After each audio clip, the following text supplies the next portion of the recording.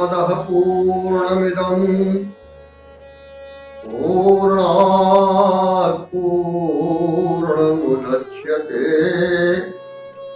पूर्णस्य पूर्णमादाय पूर्णमेवावशिष्यते। ॐ शान्तिः शान्तिः शान्तिः।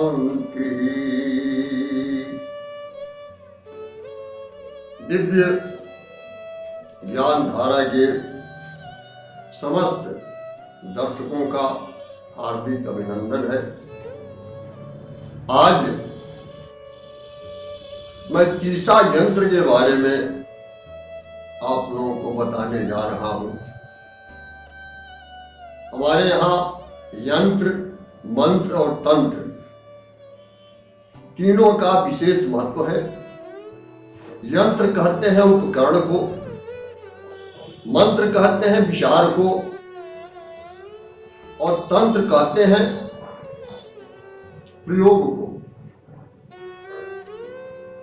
कबीर तो कहते हैं कि सोय रहियो नित मोह निशा में, सोय रहियो नित मोह निशा में, ओ जानी पर्यो नहीं राम प्यारो। जन्म अनेक गए सपने तर, जन्म अनेक गए सपने तर, और एक बार न जागृत धारो। मोह की निद्रा में हम सभी लोग सोए हुए हैं, मुख से राम राम कहते हैं, लेकिन कभी कोई राम को जानने का प्रयास नहीं किया कि आखिर ये राम है कौन, कहां है और कैसे मिलेंगे। तो कहते हैं कि सोय रहियो नित मोह निशा में, और जाने पर्यो नहीं राम प्यारो। जन्म अनेक गए सपने तर, और एक बार न जागृत धारो। सपने की तरह से अनेकों जन्म व्यतीत हो गए, लेकिन एक बार भी जागृत की स्थिति में यह नहीं आया। आदि गुरु तब देखी दया करी, तीसा यंत्र सब उचार्यो। आदि गुरु जीवों पर दया करके और तब जीवों के कल्याण के लिए, आत्म कल्याण के लिए तीसा यंत्र को सबके सामने प्रस्तुत किए। चारिहु वेद पुराण 18, और शोधि करियो सब तत्व विचार्यो। 18 पुराण चारों वेदों के अंदर जो मूल तत्व है, मूल निचोड़ है, उस मूल तत्व को 30 यंत्र के अंतर्गत कबीर जो है सबके लिए उपलब्ध करा दिए। इसके माध्यम से हम आसानी से अपनी जीवन यात्रा को सफल बना सकते हैं। जीव कृतारथ कारणे, ओ भाषा किन्ह विचार, तीसा यंत्र बूझ के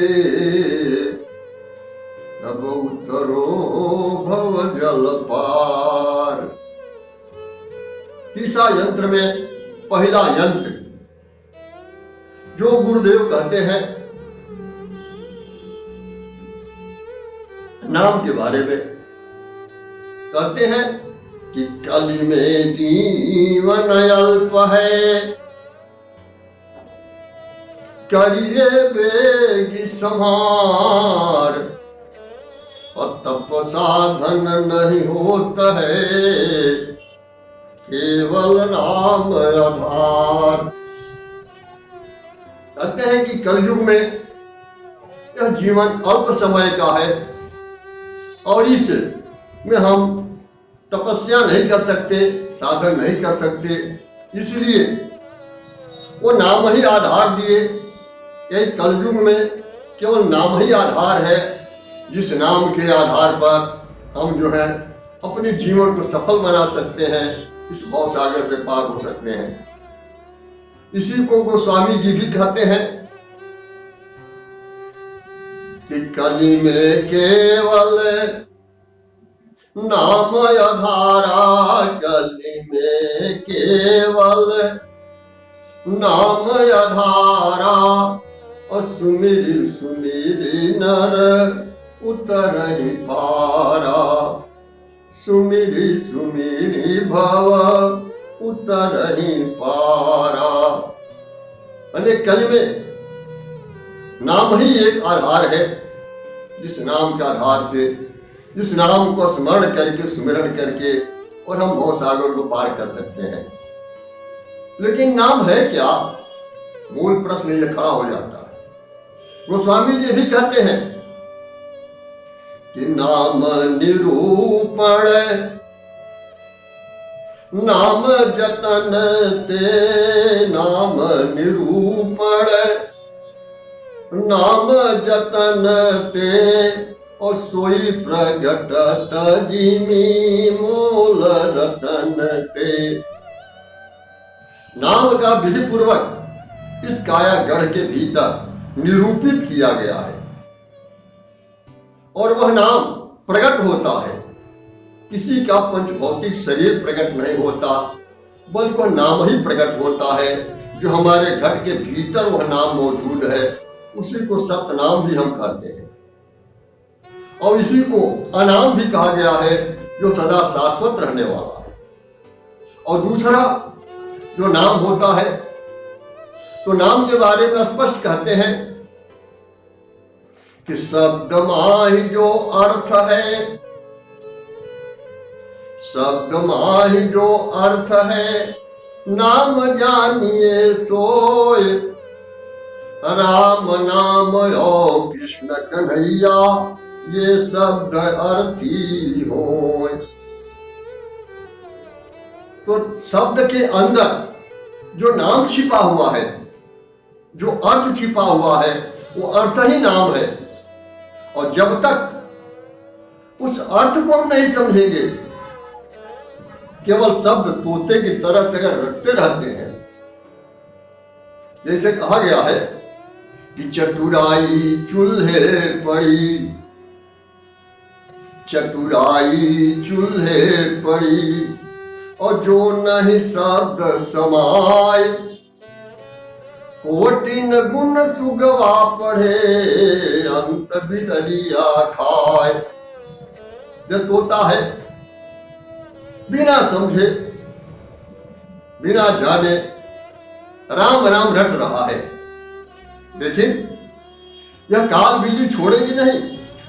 जहां मौका काल बिल्ली को मिलेगा, वह तुरंत झपट लेगी। इसलिए उस नाम के बारे में तोते की तरह हम रटे नहीं, बल्कि उसको समझे वो नाम है क्या, और उसको समझ बूझ करके और तब जा करके अपनी जीवन यात्रा को सफल बना सकते हैं, आगे बढ़ सकते हैं। दूसरा जो यंत्र कबीर दे रहे हैं, तो कहते हैं प्रेम, प्रेम जगावे विरह को, विरह जगावे पीव, और पीव जगावे जीव को, वही पीव वही जीव। प्रेम इस संसार में सब कुछ है,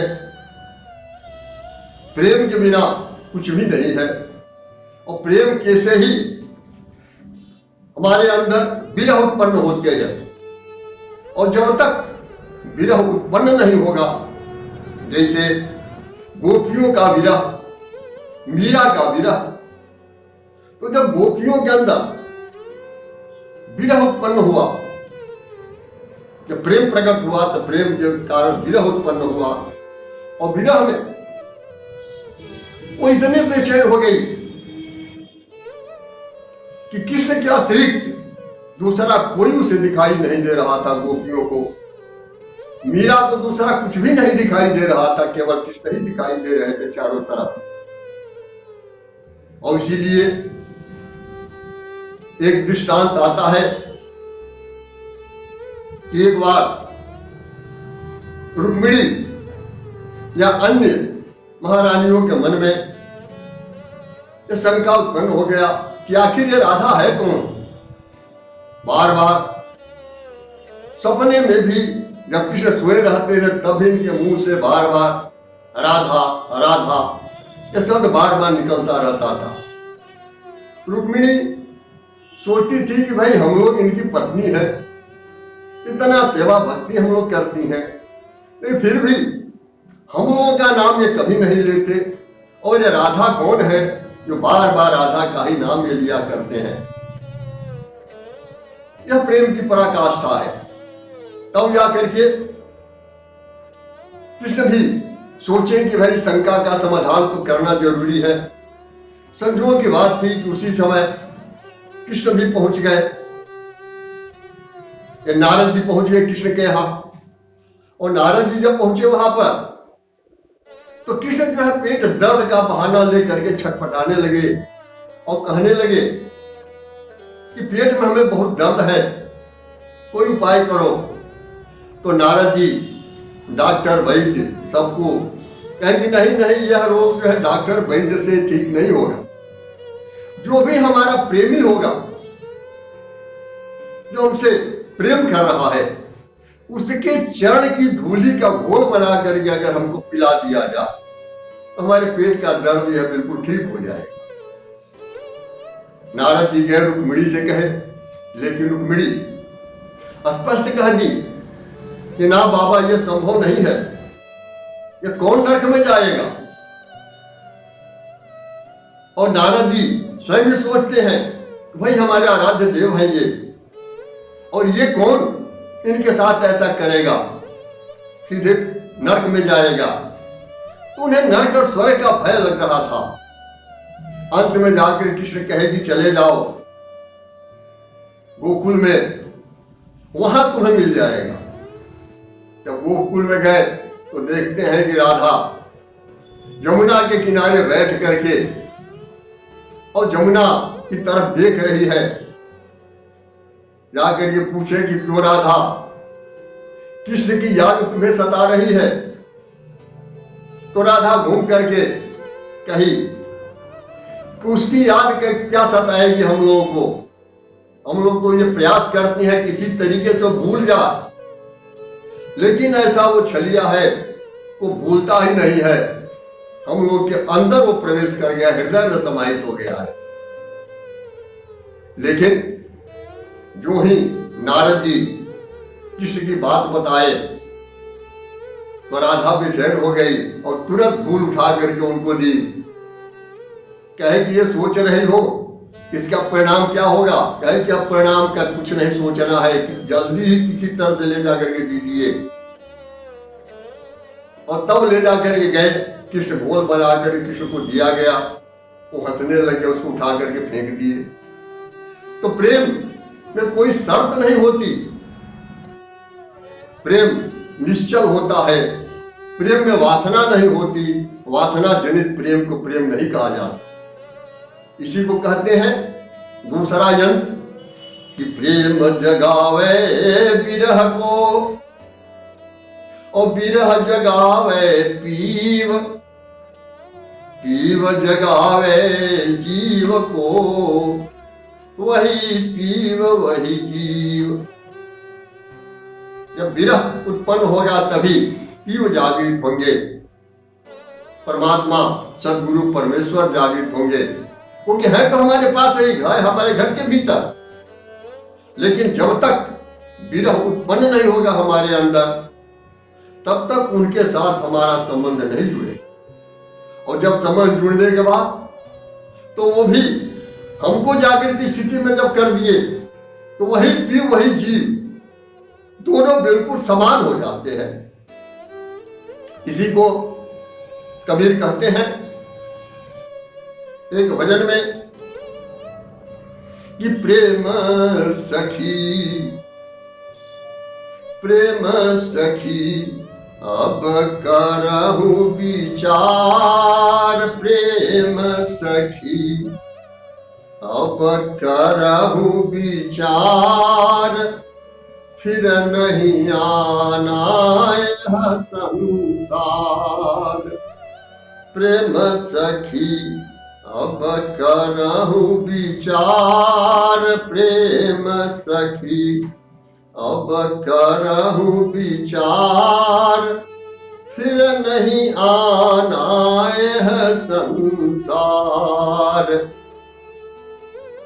प्रेम खिलनवा के जो तुहे चाव, प्रेम खिलनवा के जो तुहे चाव, शीश उतारी महल में आव, शीश उतारी महल में आव। प्रेम सखी अब करहु विचार, प्रेम सखी अब। प्रेम खिलनवा के यह स्वभाव, प्रेम खिलनवा के यह स्वभाव। तू चलिया चाहे हमें बुलाओ, तू चलिया चाहे हमें बुलाओ। प्रेम खिलनवा के यह विशेख, प्रेम खिलनवा के यह विशेख। और मैं तो ही देखूं तू मोहि देख, मैं तो ही देखूं तू मोहि देख। प्रेम सखी अब करहु विचार, फिर नहीं आना यह संसार। खेलत प्रेम बहुत पचिहारी, खेलत प्रेम बहुत पचिहारी। प्रेम के खेल जगत से न्यारी, प्रेम के खेल जगत से न्यारी। मीरा को जहर पिलाया गया, कितना कितना मीरा को कष्ट दिया गया, लेकिन जब उनके अंदर प्रेम प्रकट हो गया, विरह उत्पन्न हो गया, तो उस कष्ट को, उस पीड़ा को वो सब कुछ बर्दाश्त कर गई। हंसते हुए जहर के प्याले को पी गई, लेकिन जरा भी मन में मीरा के अंदर जरा भी उससे अपने प्रेम से विचलित नहीं हुई। इसीलिए कहते हैं कि दीपक जरे बुझे चाहे बाती, दीपक जरे बुझे चाहे बाती। उतरन न देत प्रेम रस माती, उतरन न देत प्रेम रस माती। कहे कबीर प्रेम समान, प्रेम समान नहीं कछुआन। तो प्रेम जो है संपूर्ण सृष्टि में यही एक है प्रेम, जिसके माध्यम से हम अपने जीवन को सफल बना सकते हैं। ओम पूर्णमदः पूर्णमिदं पूर्णात् पूर्णमुदच्यते पूर्णस्य पूर्णमादाय पूर्णमेवावशिष्यते।